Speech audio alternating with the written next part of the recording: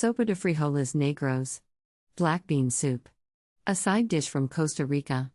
You will need 8 ingredients.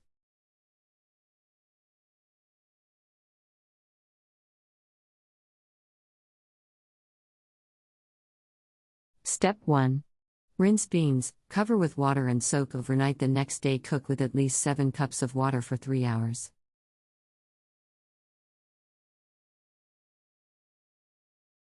Step 2. Add more water if necessary.